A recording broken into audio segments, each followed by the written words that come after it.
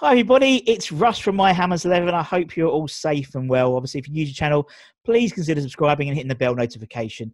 It's only so you're made aware of any time we put new videos up. Obviously, we've got interviews going up daily, but sometimes we go 2-3 times a day, so you don't want to miss any, so make sure you hit that bell. We have got an incredible an array of guests coming up, including today's guests. Almost 20 years service for the club. He played 278 times for the first team. He was youth team coach, reserve team coach, first team coach, back at the club as under 18 coach. It's bloody Kevin Keane. Hi Kev, how are you? Hi Russ, I'm good, thanks. Really good, thank you. How's everything? How's a lockdown been for you? Lockdown's been fine for me, and lots of jobs doing around the house, a little bit of work with the youth team on Zoom and things like that. But it's been pretty good. A lot of dog walking, a lot of gardening. Yeah, I think that's pretty much everyone else, isn't it? To be honest. Yeah. and as you said, we said before when we started, it's all about, obviously we got the countdown now until the Premier League starts again. So it's probably all hands on deck for the first team. Obviously the players, and they've had they've done behind closed doors friendlies and stuff like that. It's going to be interesting, isn't it? I think that's the best way to describe it at the moment. It's going to be really interesting. I think I was talking to someone the other day and saying I felt like those teams at the bottom will be given a little bit of a different hope, because it's so unusual to play in stadiums with no people. It's such an unusual situation. That even that the team Norwich right at the bottom, they'll be thinking, well, actually, we can go and beat Man City, we can beat Man United, whoever it is. I think it's such an unusual situation that I think we could see some different results over the coming weeks. I'm really looking forward to getting back. Yeah, up on Sally and seeing our first team hopefully win some games. Yeah, it reminds me of like the World Cup. You're going to have like 3 or 4 games a day type thing, and it's going to be amazing.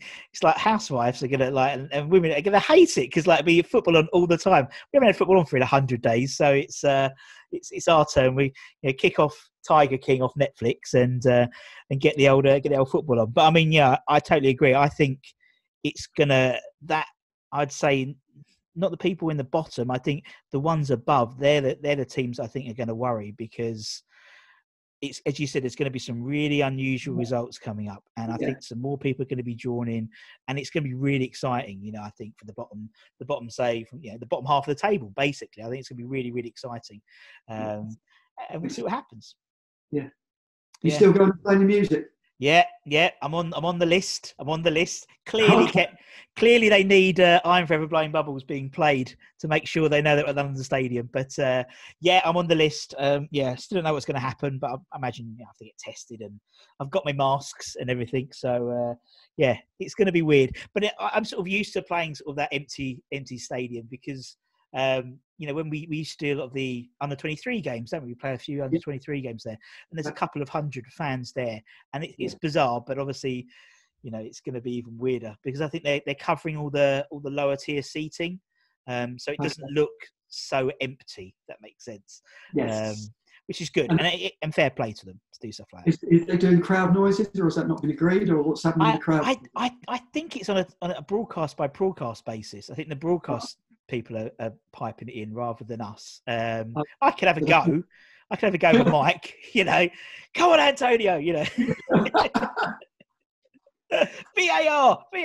But it's going to be interesting. And as I said, it's and we seem to have all of our first 3 games are obviously on Sky, it seems. And we've got a lot of Wednesday evening games. I know we're playing. We've got Chelsea on a Wednesday. I think we've got maybe Spurs on the Wednesday evening as well. So who knows? Evening games at home were always a big thing for the Hammers, but unfortunately, we're not going to have a crowd there. No, it's not. But we'll see. We'll see how it all falls out. But as I said, it's back. Yeah, it's back, and people are starting to talk about football again. And I think the morale of the country will be up, and that's what it's all about. I think. I think everyone has this newfound. I'm a real believer of the adage: you don't know what you've got till it's gone, and that's so true with football. We almost took it for granted, and I think there's a great appreciation now for football. And so, we'll see what happens. It's going to be fun, and I'm looking forward to it now. I was a bit sceptical about doing it, but I'm only one man. I'm only one man, Kev. But yeah, It'll be good a luck great to everyone. story for later in your life when football gets back to normal. What about that time when coronavirus was about? Were you in the stadium? Well, yeah, I was in the Yeah, stadium. Yeah, I watched it live. yeah. Great story for you. No, it is. Yeah, I'm gonna have to take some pictures. And I'll do a few tweets on my Twitter feed as well. I think it'd be quite funny. But as you said, but that time when everyone's back together, that first time that the 60,000 get in to London, whenever that'll be, and that Bubbles is played for the first time, that's going to be like proper spine tingling, I think. So yeah, and that's what started the channel out, really. The whole idea. We didn't have football, and I was a bit bored. And obviously, we've been interviewing fans all over the world about their sort of memories of the supporting the club and their sort of Hammers 11. And obviously, more recently, we get more players, ex-players, on there asking about their memories of the club. And obviously, for you, Kevin, the adage 20, man and boy, that's basically you, really. West Ham, 20 years service, almost there or thereabouts. Obviously, the first question I always ask all players, ex-players, is why West Ham? So, obviously 16, you were a schoolboy, apprentice. Why West Ham? Why West Ham? I think like a lot of young players, young kids growing up in the sort of 70s, 80s, West Ham was what I would call my second team. Even though I was born in the South, I supported Man City because they had a player called Colin Bell, and Colin Bell was my hero when I was young. I wanted to be Colin Bell. And then when I was 12, I got scouted by West Ham. And that sort of the following year coincided with West Ham getting to Wembley in 1980. So the club very cleverly invited me to Wembley, and that was it. My life was changed forever because what an amazing day. Trevor obviously scoring the winner. It was just incredible. And from that day on, West Ham's been my club. Joined the club at 16. Along with Potsy, 2 apprentices together. I think us two between us have done all right. Yeah, you've done all right, and obviously you're both, and obviously you're both back. So Potsy's, it's and I think that's a thread which a lot of West Ham fans, love to see. Obviously, West Ham boys, so to speak, in the backroom staff, and I know it's a thing everyone sort of is always very keen on. And obviously, you played. We'll talk about your playing career because it was incredible. But obviously, then you left and came back as a coach, and it was that because West Ham was your club and it came back and you wanted to come back and go behind the scenes. Yeah. I was 35. I just finished my last couple of years playing at Macclesfield in Division 2, and that is not quite the same as playing in the top divisions in this country. Playing at Darlington in front of 500 in the also windscreens or whatever it was. That made me decide that the coaching career was probably the better direction to go. And Paul Goddard was assistant manager to Glenn Roeder at the club at the time, and Paul was a very, very good friend of mine. Knew that I was done my coaching badges, and he mentioned that Tony Carr was looking for an assistant, so it sort of all fell into place a little bit. I did a couple of interviews, and luckily Glenn Roeder and Tony chose me to come back to the club I love, and it was absolutely brilliant, unbelievable for me. And to get that job, come back down south, and it's fantastic.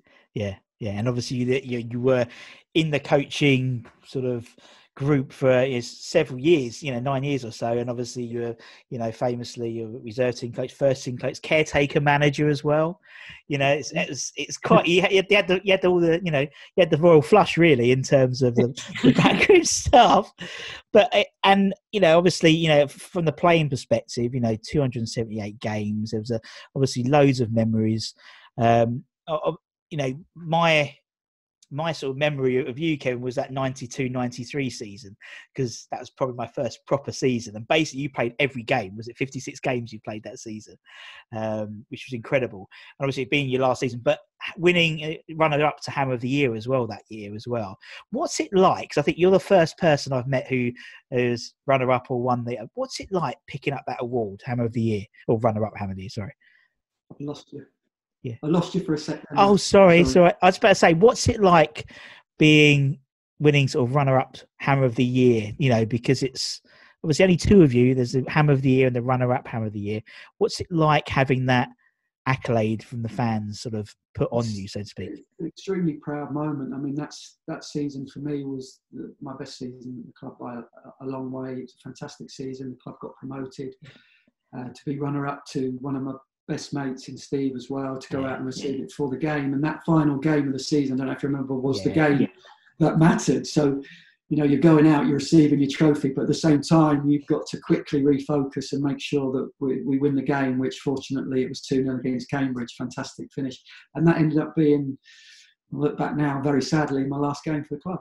But what a game! Well, as you said, so much was on that game. I remember that game so vividly because I remember I was in the West Stand and I was in the lower tier, and a rope ladder almost took my head out from the top tier. Someone threw a rope ladder. I don't know how they got it through security. You wouldn't be able to get it. And some people were trying to go down from the top tier onto the pitch, and it was like. Yeah.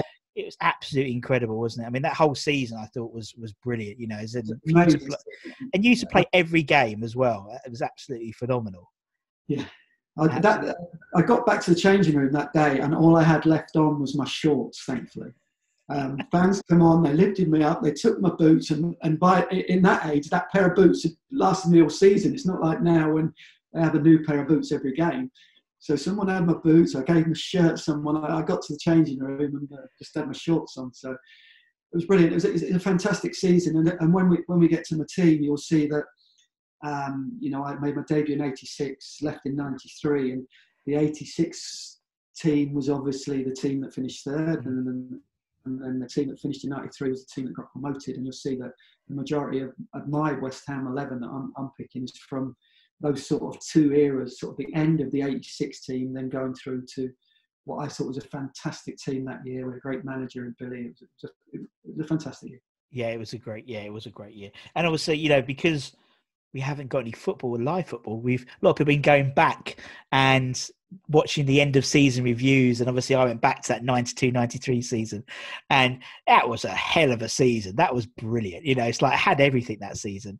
And as you said, going down to that last game against Cambridge, and I remember there was a guy next to me, we had a radio, the Portsmouth game was on, and it was for someone who's obviously, we've never, in my career, I've never won, West Ham fan career, never won nothing apart from the Untitled Cup. People forget about the Untitled Cup in '99. That's a European trophy.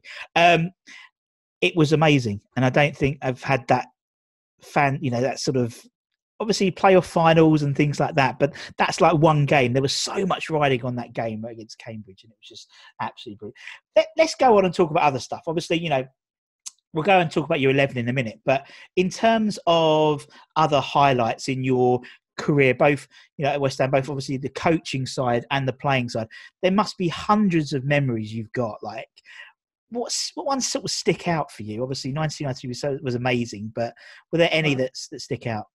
That was a great year. Obviously we'd won promotion, I think was it 3 years or 2 years earlier as well. It was a good team, but in different circumstances. Played the majority of that season as well. I remember some of my goals really, really well. I can remember my first ever goal for West Ham, which was on a freezing, frosty January morning, and an FA Cup replay against Orient. Yeah. I remember I turned up at the game and I was going to be sub. Alan Devonshire had been ill overnight, ended up playing and scoring and won the game 3-1. So I remember that vividly that day.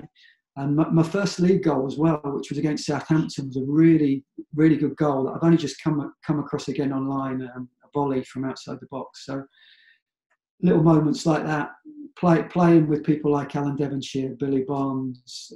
When I first come to the club, Trevor Brooking was just about finishing his career, and he would spend a lot of the time training with the youth team. Now, things like that just don't happen anymore, but in those days, it was such a big thing. And when I first come to the club as an apprentice, I was assigned to clean Trevor's boots, which is one of the jobs we used to do. Something that, it sounds strange, but it was a great honour to be able to clean Trevor's boots. And, we've had a friendship ever since. So lots of things like that. On the coaching side for me is made up of more or less one thing, and that's making relationships with young players and making them the best they can be as a footballer, as a person. And if they get in West Ham's first team, that is absolutely fantastic. But otherwise than that, I want them to go on and have big careers. Chris Cohen, I remember, was an amazing young player. I'm not sure why we did, but the club sold him eventually to Yeovil, had an amazing career with Yeovil and Notts Forest. Junior Stanislaus, another one who perhaps we should have kept hold of when you look at what he's achieved now. Mm. You know, when I look back at those coaching bits, and hopefully over the next few years we'll create a few more of those. That's what gives me the most pride. And still having relationships with those people. Zavon Hines has just come back into the club, a coach I speak to a lot. That's it. Elliot Ward's come back in a few times to look at some coaching. Anton, young players that I had little bits to do with and little bits of advice, and spent a lot of time on the training pitch trying to help. When they go on and have careers, hopefully at West Ham, but otherwise go and have careers elsewhere, that's really genuinely gives you a lot of pride. Yeah, no, I get that. And I think even same with the fans as well. It's like when they see, obviously the fans have seen, Rio Ferdinands and Frank Lampards and Joe Colds, and there's still a sense of, he's our boy, with Rio, and and I think again fans like to see, when they come back they might boo him, but fans, I always watch Rio's career and was like, well, I remember when he started with Joe. I remember when he signed, on the pitch, when he was 16, and it's the same thing. But I can imagine with you, it's a real sense of pride, and any sort of youth team coach to see these players, and it's lovely they're all coming back into the fold. It says Zavon and Colton and Paul and Potsy and yourself. That's what West Ham's all about, and that's like the whole thing around this whole. And that's it, Russ. It's not just from that moment. It goes back to the 60s, the people who come back through like Ronnie Boyce, Jeff Hurst, Bobby. And then you go on to 70s, Jeff Pike, Paul Brush, Mervyn Day, 80s, Alan Dickens, Tony Cottee, George Paris. It's like a conveyor belt that just goes on and on and on. And that's what the club's known for. And I know that the supporters love having a young player who's come through our system in the team. And we've seen that with Declan over the last couple of years. Hopefully Grady will come through next year. Jeremy Ngakia, Ben Johnson. And I genuinely feel, having come back last summer, I'm really, really hopeful because Ricky Martin's come in as academy manager. I'm really hopeful that we've got, the next few years, we've got some fantastic talent coming through. And I hope that we can get that real conveyor belt of talent going again for the club.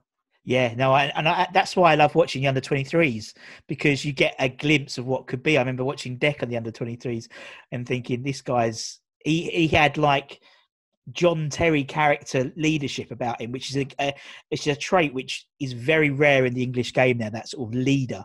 Same with it's rare. Yeah, young players coming through now, it's really rare. Yeah, exactly. And I think we, not just West Ham, but England missed that sort of that leader mentality. So I remember seeing Grady come on and I was like, this guy's mustard, and Nathan Holland, and, and it's brilliant. And I think anytime they had them 23s, particularly on the stadium, I'd say to everyone, go and watch them, because it gives you a real sort of insight of what could be, like little Dan Kemp and people like that. There's some great players there, great players. I could talk about that all day, but no, let's crack on. Let's talk about your 11, because I know that you spent a bit of time looking at putting. I know you put a few notes together, Kevin. So that's great. What we try and do with the 11 is, as I said, we try and keep it to sort of a simple idea of that. You have to have been alive to have seen them play. That's basically it. Everything else goes out the window nowadays, to be honest.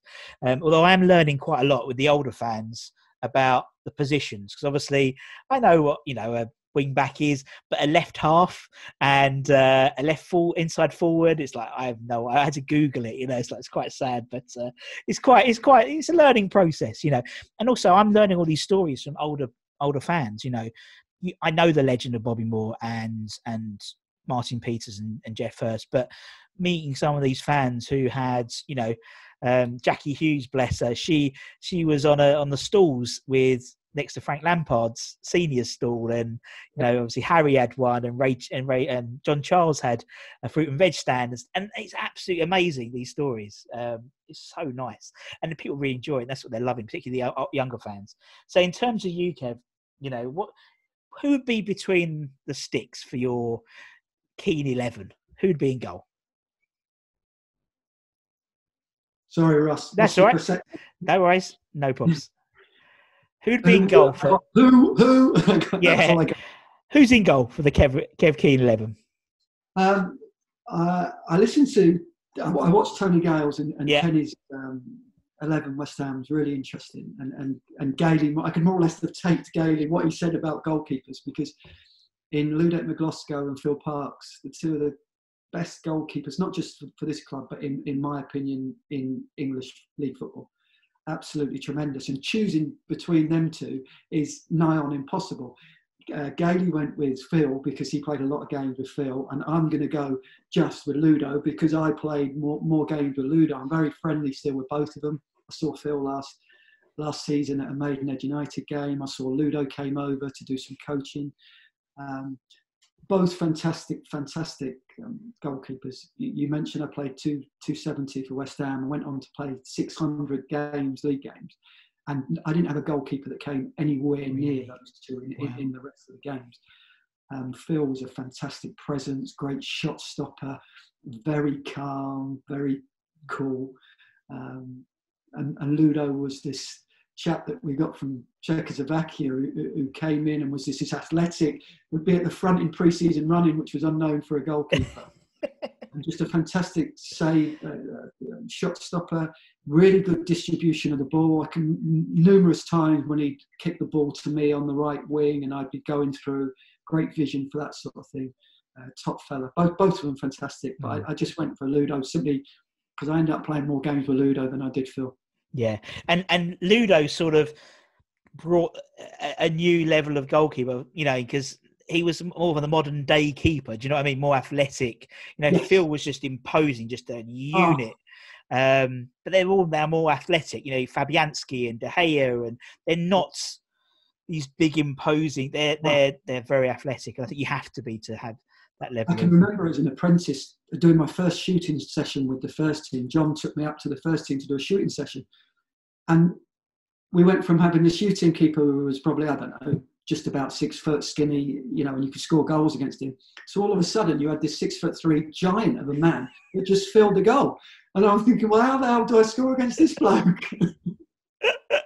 And then he had the hair as well. So he had he'd be about 7 foot by the time. The cigar on the bus, on the back of the bus. It was obviously a different era then.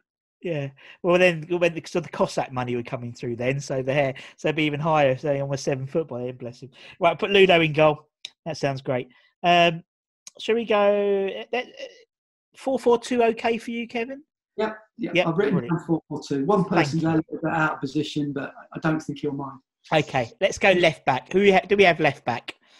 I had two down. Georgie Paris, George was among those people who were a couple of years older than me. So it used to be at Chadwell Heath. You had two changing rooms. You had the youngsters changing room, sort of from under 19s down, and then the senior changing room. So when I first come into the club, you had George, Alan Dickens, Tony Cottee, Greg Campbell, really, really good players in your changing room trying to get to the senior room. And George was one of those who took me under his wing a little bit, played a lot of games with George. Good player, utility player, but he just gets nicked by Julian because Julian was just legendary player. One of the things, I played lots of times on the left, lots of times on the right. So playing on the left with Julian, I know he'd be coming around me. I could feed him in for overlapping runs. But when I was playing right midfield and he was playing left back, it was unbelievable because I knew that when he got the ball out of his feet, he could hit that pass over their left back to me. The power in his left foot was unbelievable. He was a completely different character. He didn't bother warming up. He probably warmed up by going and playing in goal, things like that. A little bit off the cuff, as if he didn't care, but he really, really did care when he went out on the pitch. Remember him getting sent off many times, which is part of his West Ham folklore, scoring so many goals, penalties, headers off corners, things like that. Fantastic play. Fantastic play. Exactly. You don't get the name the Terminator by not having the odd naughty tackle. No, I remember one at Newcastle United away. Franz Carr was giving him a little bit of a tough time because Franz Carr, I don't know if you remember, was a really, really quick player. And eventually Julian had enough. Franz had the ball in the corner, sort of protected in the corner flag, and Julian said no. And just went straight through the back of him and walked off. Okay. I'll take the 2-3 games, whatever it is. Well, I think when we interviewed Martin Allen, he was talking about the Wimbledon game that all kicked off. And I think when it all sort of subsided, I think the first tackle was Julian, and he got sent off on Dennis Wise. And again, the same thing.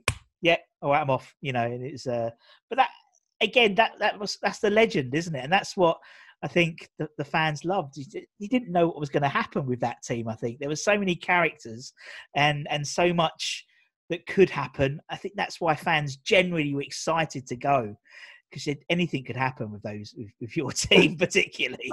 And at Upton Park, you were so near the pitch that you got all that emotion and feeling from Julian that came over, and you knew when he'd lost his head. As a player, you knew, but the crowd, if you're near him, you knew straight away that something was going to happen. He was either going to rifle in something from 30 yards, or he was going to snap someone in half. Yeah. and Martin Allen said he wasn't the best trainer. That's how he left it. So I was like, okay. No. It's a difficult one because I was a person who trained hard every day, worked hard every day. Yeah. But the Julian had this thing where he could just turn up, and on a Saturday it's not a problem. A bit like the Paul McGrath syndrome, you could do that easy. I wouldn't say he was a bad trainer. No, he didn't. Julian would be a good trainer if he liked doing what was being said. Yes, I like that. Yeah, I think that's what he said. It's very, very dignified. Okay, we'll put Dixie on, of course. Let's go right back then, Kevin. Let's go the other side. Who's going to be right back? I've gone Potsy. Potsy's got to be in the team, and with the two centre backs I've picked, Potsy's had to come over to play right back, which he played a lot of games at right back. Great friend through many years playing at West Ham. Probably played most of my games with him. Come through the youth team and played youth team and reserves, played hundreds of games in those with him in those. Now we're obviously both back. He's the assistant under 23s coach. Got a great relationship. One of my best mates and a super servant for the club. But you don't need me to tell you that. Everyone knows that. And never a hair out of place when he played. Stylish man. Potsy's in. A couple of others who play right. Timmy Breaker, I really enjoyed playing with because fantastic overlapping player. And Kenny Brown, a really good player as well. But Potsy's got to go in. Yeah. Sounds great. Right, let's go your centre backs then. Who's your centre backs then, Kev? My centre backs are from when I first broke into the team and probably stayed in and around the team for most of my career, and that's Gailey and Alvin. Yeah. I think they stand pretty much head and shoulders as two of the best of that era. Alvin obviously played for England. He should have played in the game against Argentina at the '86 World Cup, and I don't think Maradona would have scored the second goal. And Gailey was, between them, the fantastic pairing. And I think a lot of that '86 team was based around that secure partnership at the back. Unfortunately, I didn't get a game in that season. I was unused sub once, but obviously the following season I played a lot of games with Tony and Alvin. Two really, really good players. Alvin was both of them on the floor with the ball, two of the best centre halves you'll see with the ball at their feet. Alvin was really quick feet, tricky, could get out of trouble, little turns, and Gailey was a wonderful passer, long, short, read the game fantastically. Not the quickest, but his reading of the game, made up for that. And the two of them together were a fantastic partnership, and two really good people going into the senior changing room, two really good people to learn from in terms of how to train, how to treat people, and how to be a West Ham player. Yeah, no, I totally agree. There's nothing you can say. Everything you said was bang on. Yeah, and obviously when we had Gailey, he was captain. He was corner taker, free kick taker, penalty taker. He was going to put himself up front to start with, and he changed his mind. But and Alvin. A young person going into that senior changing room, Tony was extremely cutting with his humour, with his remarks. Obviously, nicknamed Reggie a lot because of that. And it was an experience for me. And it was a good job, I think, that Tony quite liked me, that we got on. And he's certainly a big character. And I would think you've seen him do after dinner speaking. He's absolutely unbelievable. Yeah. Lots of stories about Tony caught him up, or whoever it is, he can give you a story, whoever's in that audience. That is a good guy. But top player. And it shows, because when he went on to win a Premier League medal with Butler. It's very true. Very true. Okay, that's great. Let's go midfield then, Kev. Let's go left wing. Who have we got left wing? well, like Gailey reprimanded you, I'm going to reprimand you and say it's left midfield, really. It's got to be Alan Devonshire. Yeah. Me and Dev have travelled in quite a lot. When I first broke into the team, I was sort of Dev's driver for a couple of years until Martin Allen came along. I used to nip through Hendon Hayes Way, pick him up. We used to stop at a few bookies on the way. He'd get some breakfast somewhere and then he'd go in and train. I think a lot of people have said a lot of things about him. For me, he was a mentor, someone who I looked up to massively. We played a similar position in the end. And watching him train every day, watching him in games, watching him come back from an injury that was, in those days, was career-ending. Just a tremendous, tremendous player. Deserved more England caps. Yep. His dribbling ability is fantastic at linking up. I can always remember him linking up with Paul Goddard, Tony Cotton, Trevor Brooking. Really good at coming inside, linking up. Wonderful player, wonderful person. I still see him quite a lot because my son's the first team coach at Maidenhead United and Dev is obviously the manager. So I see Dev quite a lot. He's not got those flying locks anymore, but he's still No. I mean, he's the one player who just looks completely different from his playing days. Do you know what I mean? It's like, Kev, you haven't changed much. Gailey hasn't changed much. Alvin hasn't. No one's changed much apart from Dev. Do you know what I mean? It's like it's always people assume he's still going to have the locks, but it's as I said. I mean, and what can you get nowadays for $5,000? That's how much he costs. You know what I mean? It's like second-hand Fiesta, maybe, if you're lucky. Absolutely incredible. I actually thought, I don't know if you've been watching the Big Match Revisited spin on, I think it's on BT Sport 3. Yeah. And there was a game from his first season at home against Everton. It finished 2-2, and he played in the game. He looked really, really young. I texted him and said, just seen you on. He did a little interview afterwards. It's great to see those programmes, those retro programmes, seeing Upton Park in those days and the pitch and things like that. Young people don't realise that we used to play on bogs. It's really good to see.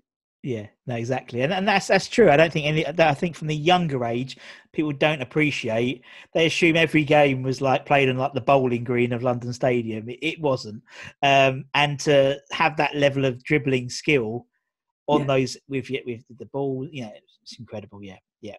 All right, we'll put Dev in. Let's go right midfield then. Who's playing right midfield then? Okay, he played most of his games centre midfield for the club, but I am putting my very good friend Martin Allen on the right. Yes. Good old man, yesterday. Yeah. It's really interesting, Martin and I, because we were young rivals. We both grew up outside West London. Martin was at Reading. I'm a Wickham boy, and we used to play schoolboys against each other. So we're sort of rivals. And then one day, I think it was '89, he got signed.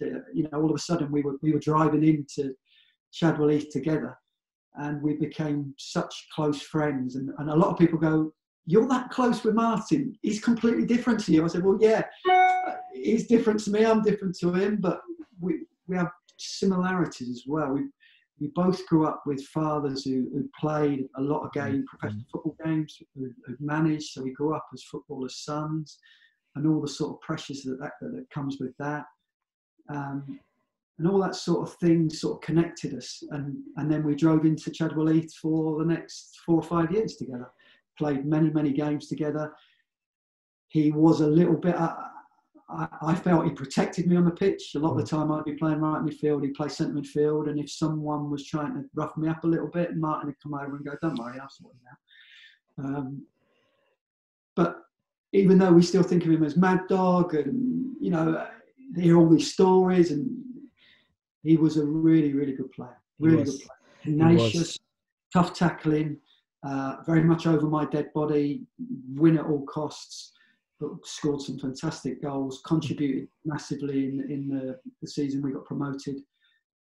But he goes in, it gets in the team a lot because of our relationship and what he meant to me over those years. And I feel like he brought me out of my shell a little bit, and maybe just a little bit. I brought a little bit of that extrovert down a fraction. I'm not sure.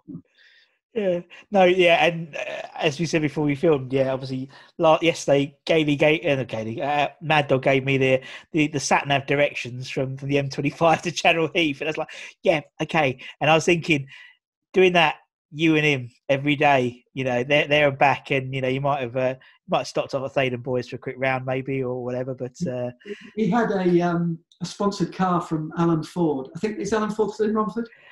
Yeah. I bought my car from there. Yeah. Car with his name on the side, sponsored by Alan Ford.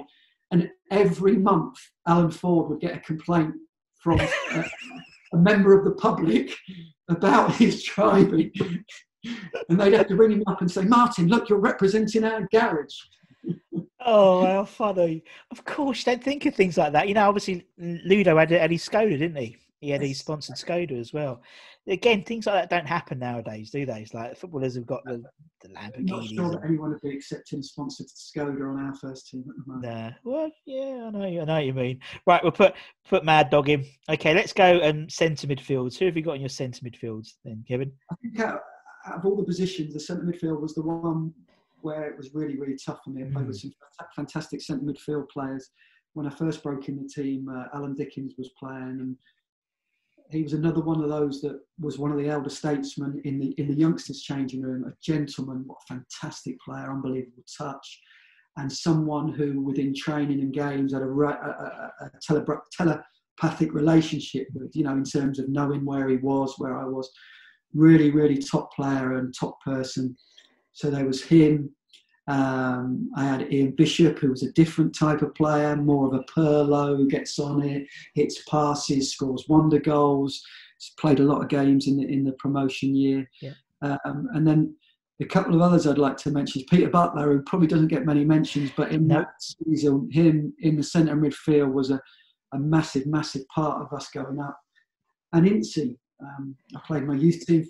Paul was the year below me and Steve. So we played a lot of our youth team together. Youth team year, we won the league with Paul and I playing centre midfield, because originally I was a centre midfield player. And then went through to the combination, played a lot of reserve games with Paul. So those four sort of get honourable mentions, but I think the two that I've picked, in my eyes, represent everything that is West Ham United. And my two centre midfield players are Billy Bonds and Mark Noble. Great shout. Obviously, I didn't play with Mark. No. I played with Billy at the end of his career. And obviously, Billy was my manager. Mark, I coached when I first come back to the club in 2002. Mark was in my under-16s. He was the first year that I coached. And as my coaching career went through, Mark's football career also went that way. So we ended up spending a lot of time together, and I spent a hell of a lot of time with Mark on the training pitch. And there's so many similarities between him and Billy in terms of how loyal they are to the club. The fact that neither of them got an England cap is just, I don't think Billy got an England cap either, did he? No. It's just ridiculous. And the other thing that really, really hit me about the two of them is, yes, all the supporters know about their contribution on the pitch, how hard they worked on the pitch, what they were. But having worked in the background, having played under Billy, having been in the change room with Billy and been in the change room with Mark, the amount of respect they have from the other players within the change room, the way they drive training every single day, that is something that is so West Ham, and they know the West Ham way. And those two in the middle of the pitch, for me, I couldn't think of any two people that I'd rather have in my West Ham 11 with those two controlling the middle of the pitch. Yeah, totally agree. And I think any West Ham fan would have, if they could have both of them in midfield. As you said, they are West Ham, and you know, Mark is he's my Billy Bonds. I mean, obviously, when I started my fan career, so to speak, Billy was in charge, but I never saw him play. But Mark is, and again, you know, and again, it's the modern game, how the modern game's moved on a bit. That testimonial at the old ground, you don't get testimonials like anymore. You know, it's on the rarity. Whereas in your era, every year was a testimonial year almost. I mean, I think that was. I was really so happy that Mark asked me to come and play in the game. Yeah. I ended up coming on for the last 15 minutes. I think I was absolutely knackered. But, you know, for me, what a swan song I think I was 48 or something like that, to be able to go on to up time in front of a full house and play with those players. That was great, you know. And I wouldn't put it past him. He might get another testimonial, which is what Billy did, didn't he? He had two testimonials. Yeah. No, well, you never know, do you? That nowadays, it's as you said, and Mark's resurgence into the, I think with the emergence of Deck, him and they complement each other so well as a two, and Mark's, is. It's from a fan's perspective, I'd say 3 or 4 years ago, they thought Mark seemed to be on the way down a little bit. He was doing 60 minutes and stuff under Slav, and then he just seems to be this new player, like a new resurgence. So, but not like Pirlo, but in terms of almost maturing even more now into like a really significant player for West Ham, and everyone loves him, and he is Mr. West Ham for the modern fan, and. If he gets his second testimonial or not, I think hopefully he'd be working with you and Zavon and Colton, because I think I've seen him coach a couple of times and he's very, very good. I'm trying to lean in that way, but I think his arm needs a little bit more twisting. Just a few more years and then we'll see what happens. But no, great. Okay, let's go up front then, Kevin. Who's going to be your goal getters? Who are going to take I've gone for very tough again. I've gone for Tony Cottee and Trevor Morley. Oh yes. With McAvenny, there's Leroy Rossignol, Clive Allen, David Kelly. Jimmy Quinn was a fantastically underrated finisher. What a finisher he was.